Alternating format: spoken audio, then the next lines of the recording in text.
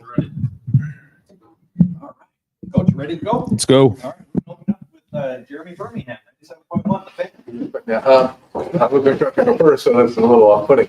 I want to actually talk. Gotta get going, man. Let's go. There's a Texas game on Saturday, which everyone wants to talk about, but it's been almost 3 months now since the house settlement, and we're still waiting on codified language and all that stuff. How are you guys adjusting heading into the season? Well, obviously not entirely focused on recruiting right now, but what are the mechanisms happening to get ready for signing day? Yeah, just constant conversation about what it looks like, how it's changing, what it's like for us, which is we've been in the same situation here for a couple of years now. So always looking to make sure that we're going to do what's right short term, but also long term. And you find as sometimes it's a floating target and figuring out exactly how we need to handle things. We continue to work through. It's a long day to signing day, and we're going to have a great plan moving towards December. Austin Ward. Another just really seismic question. We haven't talked about your kicker or punter yet at all. Do you have an idea who will start in those spots and maybe kick returner or punt returner? Yeah, we allowed both of those guys to have competitions. At kicker and at punter. And so, both incumbents have done a great job in camp. So, we still have to go through this week of practice, but, our expectation is that Jaden and Joey will handle the kicking. A return game, anything? Not yet. Dom Tiberi, WDNS. Coach, it's been a while since you named Julian the starter. How's his confidence level? What's your expectations for him on Saturday? And what's your message to him? Well, the message is just win, find a way to win. I think when you start setting expectations, you can get yourself out of whack. We're going to take it one play at a time. He's got a good group of guys around him. He's got a good defense. He's got good special teams, a good offensive line, good skill guys. He needs to lean into those players and find a way to win the game. We'll try to get him into a rhythm and then go from there. And that's really it. It's a start. It's the first game, and we're excited for him. You're seeing him every day get more and more confident, more and more comfortable in what we're trying to do. But we got to get out in the field and play, and it's about time. Dan Holt, 11 Warriors. Right tackle, have you guys made a decision yet on whether Phillip or Ethan will be that guy? I think we're going to kind of leave that towards the end of the week, and we'll, let the week play out, let these guys compete. Certainly Phil will play a lot. Whether we rotate or not, we'll decide. But he's had a really good preseason, and he's ready to play. Pat Murphy, 24/7 Sports. Ryan, talking to Buckeye fans over the course of really the whole offseason, they recognize the importance of this game while also understanding the 12-team playoff, and both teams are still alive. You guys didn't have a non-conference game like this last year. So what are the conversations you guys have in the building about, hey, we want to win this, but also it doesn't end your season or put it in jeopardy if you don't? How do you handle that within the program? Well, first off, I think it's great for college football playing a game like this opening weekend. And I have a tremendous amount of respect for Sark, for his coaching staff, for the players. And we're excited to play these guys. It's rare that you would, kind of play someone like this towards the end of the season and start the regular season with them. But here we are. And I think it's going to give us a great barometer coming out of the first game. But for us, as we talked about before, the preparation starts really early because you got to be on point and we got to play a clean game. That's very, very important. And so, as you get closer and closer to the game, you just do everything you can to prepare the guys. I think when you look at our season, which is unique this year, one of your goals should be to win the opener. I mean, that's clear. We did that when we had Big Ten games to open the season, win the opener, and then you kind of go from there, which allows us an opportunity to focus on one game at a time.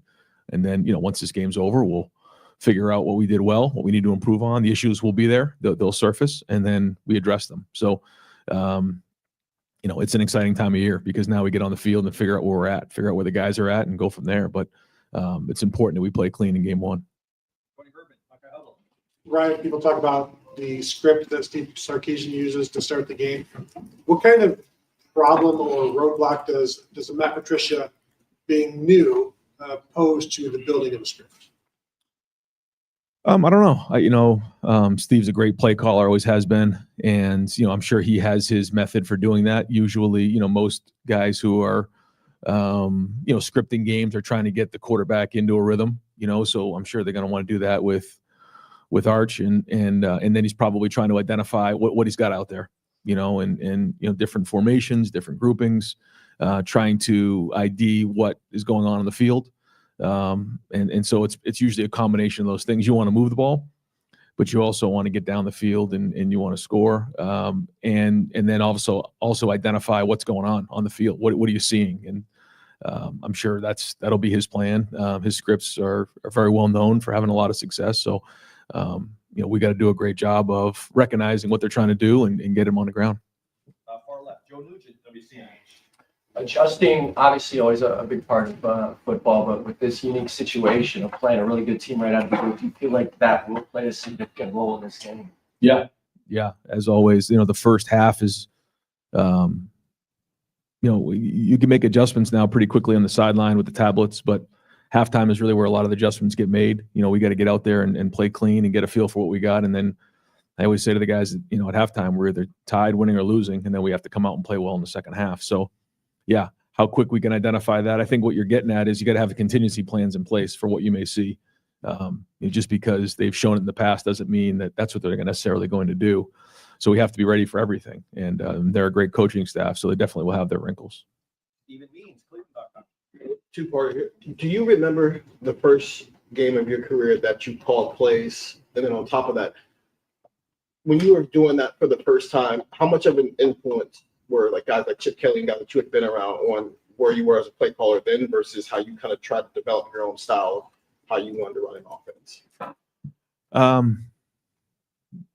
I don't actually remember the first game that I called. I remember the first year I was at Temple, and you learn every time you come out of a game. You learn more and more about that. But one thing that I feel strongly about is that the more organized you are, the easier it is to call. And when I mean organized, the staff's organized, the practice is organized, the game plan's organized, how we're calling plays is organized. So everybody knows exactly what's going to be done ahead of time. I think one of the things that probably gets lost is the fact you don't just go out there and just randomly call plays. All of these situations have been thought out very, very well. And now, the way that we're playing football, where you get about 10 possessions a game, situations are a higher percentage of the game. So it allows you to be more specific and more efficient in your play calling. Spencer Holbrook, left row. You and Sark are considered two of the guys who, if you give them a month to prepare, they'll have something for you. Now you give each of you guys 7.5 months to prepare. How do you make sure that you don't over-analyze what you want to accomplish and have a set goal of this is what we want to do on offense this game? Yeah, I think it's a great point because you can do that. You can find yourself going, whole many times during this process. I feel like during that run at the end, those 10 days was kind of a nice sweet spot for us, but we also had a body of work. This is a new group of guys. So just because it's a good play doesn't mean it's necessarily going to work because, we have guys who are different than last year, just like they do. They have to replace people. So what you're trying to do is find something that you perceive is going to be a successful play against what you're going to see, but also that your guys can execute. And so that's where you go back and forth. And then, like we said, you may have to adjust along the way and making sure you have enough because in game one, there's a lot of unknowns. So that's the balance that we try to find. But ultimately, it's the coach's job to make sure these guys can play fast because that's it. We do have a fast team. They have a fast team, but how well you coach them, how well you prepare them will allow them to play faster. And that's the key as a coach. We can't bog them down. Steve Biddle, 24/7 Sports. It was Villanova, and you guys won 41-10. Now I remember. Thank you. Yeah, you guys had a tough schedule that year looking at it right after that, right? I mean, Maryland and Penn State, you guys scored a lot of points though. 27 points the next week against Maryland. Okay, that's not the question. Who's the top backup defensive tackle? If you guys had a game today, who'd be the top backup D tackle? I wouldn't say one guy because we're going to roll those guys pretty good. I feel like we've developed some depth there, and I feel like we're going to feel good about putting different guys in the game. So, between Edric and K-Mac and Will, Taiwan Malone, even Jarquez, you're going to see guys kind of mix in and out of there. So the good news is we have depth there, and I feel like we made progress at that position. So now they got to go play, and we got to go put it on the field against a really good front. Real quick, Larry brought up Jarquez as well. Has that been kind of a pleasant surprise? I think it was here in the spring, but as a true freshman, just being in the mix. Yeah, Yeah. Yeah, he's got Twitch, and I think again, whether it's in game one or down the road, these guys are going to help us. I think that's the other thing too. It's like as you go into game one, you have a certain mindset, but then it's also a long season, and so some of these guys that are definitely going to make an impact for us this year may or may not play in game one. Don't know, because we can't be in a game like this game and just be trying to figure out what we're going to get for type of play and performance. So we'll usually err on the guys that have played before, but you'll see some fresh faces in there as well. Rob Aller, Columbus Dispatch. Yeah, play calling seems to be the theme, so we'll stay on that topic. It's a group effort, but do you have veto power? Yes. And do you remember when you were play caller, whether it was Irvin or whoever it may have been, like said, no, we're not doing that? I mean, how do you take that? Like, what's is it like, okay, it's his show, or your thoughts on that? Yeah. I always say that if they ever recorded what is said on the headsets, that you can make a lot of money, because, yeah. And back then too, Coach Meyer and I used to go at it. But I think the thing that I really respected about Coach and he respected about me was, he would challenge me, and then I would go right back at him because I felt strong about what we did, And as long as you were strong about it, then he respected that. Now you better be right. Well, it's the same thing now. And I do that. The same thing is, like, I challenge guys. I challenge them about their players. I challenge them about scheme. I challenge them about their technique. And if guys don't feel really confident coming back at you saying, no, we're going to do this, because that's what you want as a coach. You call a play and you're like, this play's not going to work, and they all come back. Yeah, it is. Well, okay, good. Well, then let's see. And that's kind of what you're looking for. But as the head coach, you constantly have to challenge these guys. And then you also find out what they like, what they feel confident in their players in. So, yeah, it's a lot of back and forth, but most of that conversation happens during the week when we're on the board, on the film, put the game plan together, because, we only have a certain amount of calls. Let's just call it on 3rd and 1. So, he's picking one of 3, and we've all said that these are good. And I think that's a part of the offensive staff too, that, and same thing on defense, is that if we've all put it on the board, we feel good about it, we've made a big check mark, then when it's called in the game, we all got to get behind it. And it's the same thing on defense. And if we don't like it, take it out. Real quick, what's the personality of this team? Coaches love to talk every year. It's a little different. I know we're early in the process, but going into this game, I'm talking young and experience, because that's what we always talk about. Yeah. But is there a personality you're starting to see? Yeah, and I don't think it always shows until you get on the field and actually play games. But it's competitive, it's edgy. They like competing. They enjoy being with each other. I think now it's just a lot of these guys got to get on the field and play, and then we'll figure out what it is from there. When we have success, when we have setbacks, those types of things, as we work through that. But a lot of leadership has risen here, and that's a good thing. A lot of young guys are figuring it out. Some guys still don't know what they don't know. I say it's like raising a son or having children. You bring them along, you show them, you see the growth, but ultimately they have to go live their life. Well, it's the same thing here. They got to go play the game now, and we're ready to go play. Well, I mean, we can't wait to get on this field and get the season started. Cameron T. Robinson, The Athletic. Ryan, can you lean on? I know every quarterback you have, and kind of even going back to your history, but can you lean on previous experiences with first-year quarterbacks that can help you? Know kind of how to call a game like this. Yeah, I think so. I think you take what you see in practice and you try to project the best you can, and that's the thing about first games is you make a lot of assumptions. You're assuming it's going to look a certain way in the game. Some certain assumptions are going to be right, other assumptions are going to be wrong. That's the job of coaching, and it's that experience of seeing it and learning. But then you also try not to label, because you see somebody say, well, he's like him. Well, not really. He may have some characteristics like that player, but he's his own player. So there's this, again, balance of trying to figure out, is this what you can predict and project's going to happen, or are these their own set of guys that are going to have their own experience? And so that just comes down with experience. You got to trust your coaching and make sure that their minds are in the right spot and focused on what really matters. We know that this week it's going to come down to avoiding distractions. There'll be a lot of distractions this week. It always happens. It's very, very predictable. And so we have to make sure that we're avoiding distractions better than Texas. Far right, Adam King, WBNS. How much do you balance out wanting to go out there and play the same kind of game plan you did towards the end of last year, but also knowing it's week one. It's going to be clunky at times. You're trying to get just play calls in at the same time. How do you balance that, knowing that you're also playing Texas? Yeah, well, because when you are late in the season in your game 12 or 13, it's just very, very different. I mean, you've played games, you've worked through things. There's a rhythm. There's a Rolodex of plays. When you're into week one, guys are doing it for the first time, and so that's very, very different. But you also got to find plays that work against what you're going up against. So again, that's what we're looking for here, and those are all the decisions that are being made and have been made. I feel good about the game plan on all three phases, and got to go put it on the field now.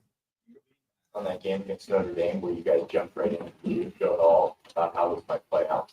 Yeah, a little bit. Yeah. I mean, we look at the practice schedules more than anything to figure out how do we ramp ourselves up for a game like this in week one, different than maybe in the last couple of years.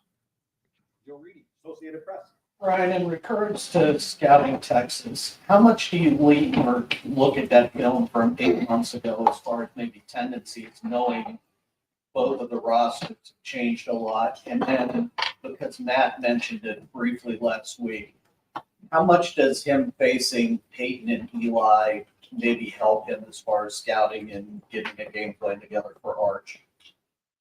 Well, I think you look at everything for sure. You know, sometimes we look at too much, but ultimately it comes down to what our guys can do, especially in week one. So we'll focus on that. You know, certainly I have the utmost respect for the Manning family, starting with Archie, the dad. I think he's just an unbelievable ambassador for the game, and Eli and Peyton. I can't say enough about, you know, who they are as, again, ambassadors of the game, gentlemen, and obviously great players. And so, and certainly Arch is a tremendous player as well. But really, that has nothing to do with this game and you know, playing Texas. You know, he's an excellent player.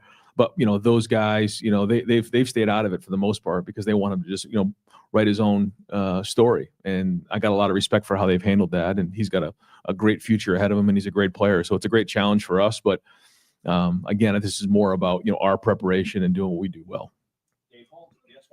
They really made an effort to take Jeremiah out of that Cotton Bowl last year. When a team does that, I mean, are you fine with that, given your other weapons? Are you fine with him going 3 for 20 if he has a slow game? How do you look at the way they played and how you want to unleash this time? Well, I think when you look back on that game, you know, those penalties really hurt us. They set us way behind the sticks, you know, and we have to play better football than that. You know, they're a very disciplined team, and we have to do a better job than we did in that game. And so, you know, we'll do everything we can to try to get, you know, the guys in position to make plays. But ultimately, you know, we have to have a balance. And if you have a balance, then you got a chance to attack teams. The goal here is not to get a certain player a certain amount of touches. It's to win the game. Now, in order to win the game, certain guys have to touch the ball. So I don't know if that makes sense, but like, that's it. Like, we have to win the game. And when Jeremiah's touching the ball, a lot of good things happen. So that's our job, to make sure that that's happening. But at the same time, we got to make sure we do what we can to win the game and then go from there. Dylan Davis, Delaware Gazette. Going off of what Cam asked, the idea of easing a quarterback into a start, is that something you subscribe to? Is that circumstantial with each quarterback in each situation? And I guess also, like, this opponent and the nature of the football season, the way the format's set with the playoffs, does that change the way, you know, you might just throw a guy into the deep end and see how he reacts in a situation like this? What do you mean ease in? Like, you mean like the game plan? Or? The way you call the game. Again, it's like number one goal, win the game, and then go from there. We know we have a long season ahead of us, and we know we're going to get great information coming out of this game, but like, the number one goal is to win the game, win the game, win the game. So what do we need to do to win the game? You know, you start listing those things and then build from there based on what we've seen. You don't know which way the game's going to go. You know, it could be close. We find ourselves out ahead. We find ourselves behind. We have to have, a game plan to be able to respond to those things. So to say, you know, we're going to play it close to the vest, no, we're not going to do that. To say we're going to be wide open, chucking it 60 times, no, we're not going to do that. It'll be somewhere in between based on what we're seeing, the success we're having, and then where we are in the game in terms of score. Andy Andrews, 11 Warriors.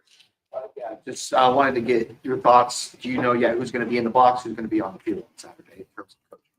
Yeah, we put all that stuff together. Brian and Matt both feel like, they have a good plan. I won't get into exactly where everybody is because we have so much staff here. I'll forget some people, but no, I think we have a good plan. And what we did on Saturday was we went to the stadium and kind of went through a mock game. And in that mock game, everything up until, when you get into the stadium, we did. We were in the locker room. We came out. We did the pregame warm-ups. We did the, quick cows. We went through the game, halftime, finished the game, went through the whole operation of TV timeouts. With the young team, I thought that was important. We actually, we sang the Carmen, Ohio. We went into the locker room, sang the fight song, and then that was it. Just so that everybody knows this is what the expectation is, talk through it, so that when they're doing it on Saturday, it's not for the first time. And a part of that was having guys in the box and the communication. Jeff Gilbert, press pros. You talked about the personality getting edgy, competitive. Yeah. Just curious, what role has Julian had in helping that develop, or has he been more of a follower or more of a leader? And what's your expectation of him going forward? I think for every quarterback, they have to find their own voice and lead. And we talk about how do you lead. And you've heard me say this before. It's about who you are as a person, your character. I think he has high character. His connection, I think he connects well.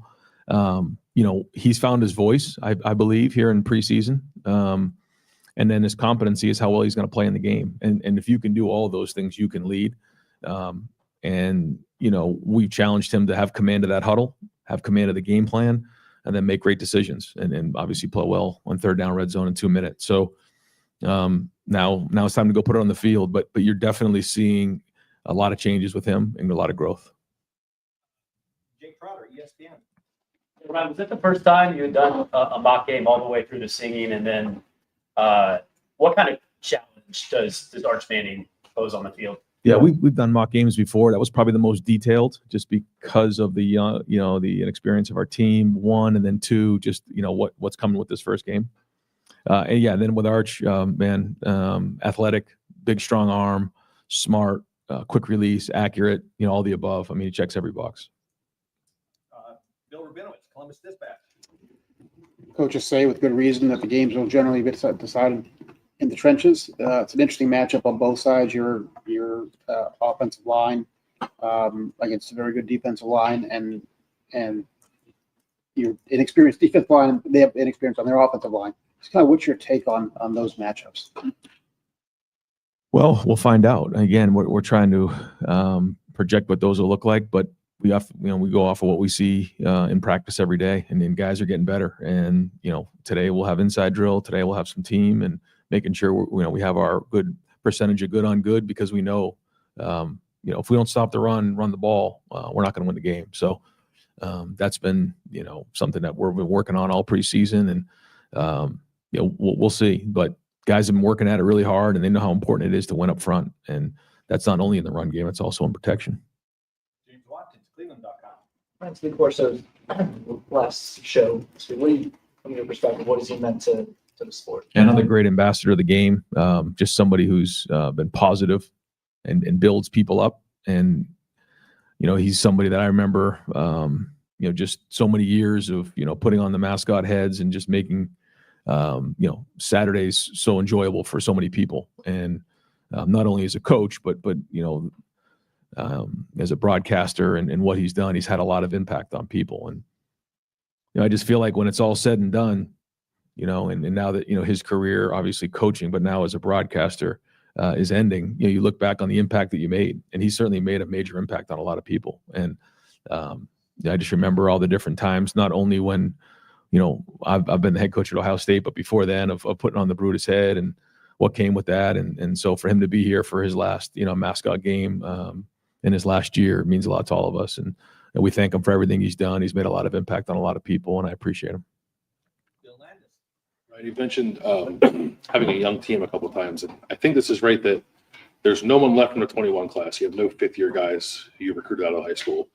There's only a handful of fourth-year guys still you recruit out of high school. And you have this robust third-year class that's given you a couple of captains. What do you make of that group? What kind of energy does that third-year player group bring to this team, and what do you think of their ability to kind of lead you guys? It just feels like you're going to be kind of junior driven this year. Yeah. No, we're young. We've said that before. We are young, but we're also mature in certain areas. There's other areas we got to grow up. But when you see guys like Caleb Downs and Sonny Styles and Brandon Innes, Austin Saravelt, I mean, these are grown men, and they've been through it before. So they know what the standard is. They know what it's supposed to look like here. They know what it means to be a Buckeye. And so, they're the ones that are leading the way on this. But yeah, I think about, last year's team, they all decided to come back. And so when that happens, there's almost like a year and a half's worth of guys that when they walk out the door is a big hole that's left. And that's sort of natural in college football. And so there was a lot of, production to replace, but a lot of leadership to replace. And those guys understand that. And right from the jump, they've jumped into this thing, and now they have their own story to write. And that's what's exciting about college football is every year they get a different story. And here we go. This is going to be their story. Can that refresh kind of like be reinvigorating or invigorating for a team? Like, I know all those guys who just went out were tremendous leaders and tremendous football players, but I would imagine the guys who have been biding their time have like a hunger to them that might give this team a different kind of energy. Well, it's their time now. Davis and Igbinosun, like it's time now to be in the front row. KJ Jackson, it's time for him to be in the front row. Caden Curry, it's time for him to be in the front row. Like guys now need to step up into those roles. That's why they came here, was to be in these moments. And so, they've already been part of really good teams, but not as leaders. There's something to be said for that. Just a few more, Stefan Kreisky, Cleveland.com.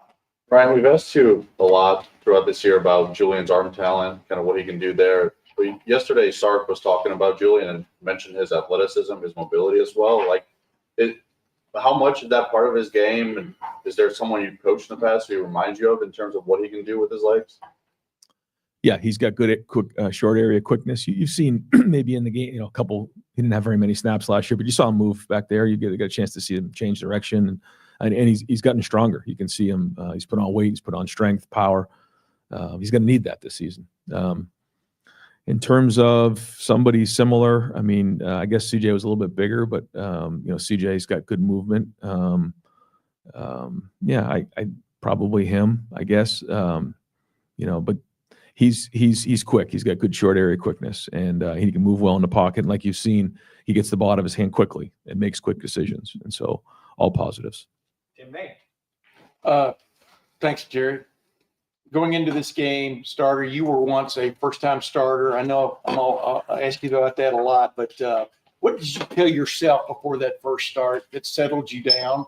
Or did you run out there without your mouthpiece or something missing? And did you remember the play call? What are all those things, and what will you convey to Julian most of all before he takes the field? Well, I think the first thing is you can't have expectations. And I think I probably, wasn't good in that area because, I was like, all right, I'm going to go throw 4 touchdowns and blow this thing out. And the minute something didn't go well, you can feel yourself, all right, I'm not fulfilling the expectation of what I thought going into it. And what you can't do in week 1 is have these crazy expectations other than win the game. Take care of the ball, win the game. If you need to throw it away, throw it away. Don't worry about anything else other than win the game. Win the game is going to be a heck of a night. So that's the most important thing. And that's the job of the quarterback. So that'll be my message to him. And then ultimately you got to go trust your training. You can't play it close. When it's time to let it rip, you got to let this thing rip, and you'll know when it's right. When you look back at y'all's last meeting, the Travion Henderson play before halftime, the screen that went all the way, the Jack Sawyer, those were 2 of your touchdowns. The Jack Sawyer. How much is it going into a game like this, even though you've game planned? Somebody's got to make a play almost in these kind of matchups, right? Have to. How do you as a coach settle with that? Yeah, no, these guys, I think they know that, but I'll remind them, make sure they know they got to make plays. Yeah, that's part of the job.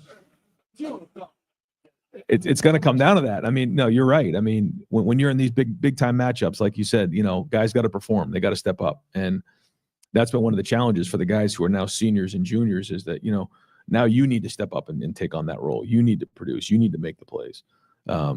Knowing that, you're not just going to go out there and every play that you have a perception that you're going to make, like, I'm going to come with 4 sacks and everything like that. How about just going as hard as you possibly can and trust your training, and good things are going to happen, man, if you play really hard and you play really tough. And ultimately, everyone has to do their job. And speaking of that, we need everyone to do their job on Saturday, and that includes the fans. I mentioned this before. I know it's a noon game, but we need everybody in that stadium early. We need them loud. You think back on, the Indiana game when Indiana had to go to a silent cadence and they couldn't clap anymore. That was a huge deal for our defense. And it's going to be the same way on Saturday if the fans are in there early and they're loud when they have the ball. No, when we have the ball, they can be quiet. But when they have the ball, we need them as loud as they possibly can to make this the most hostile environment in the country.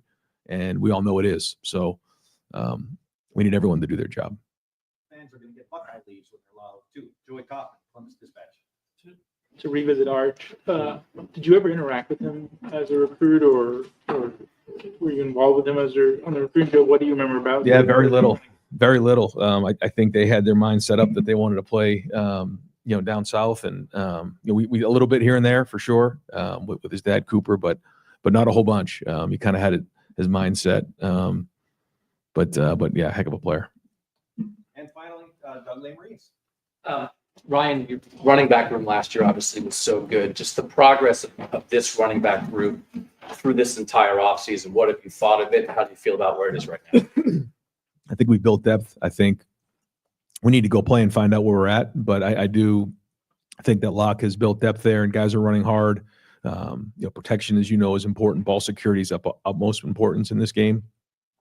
And we'll find out coming out of the game. But we've seen a lot of progress in those areas. James and CJ, Bo has stepped up. And so we feel like those three going into the game could play for us. Isaiah West is coming off of an injury, but he's really popped for us. And so we think that, down the road he can play, probably not in his first game, but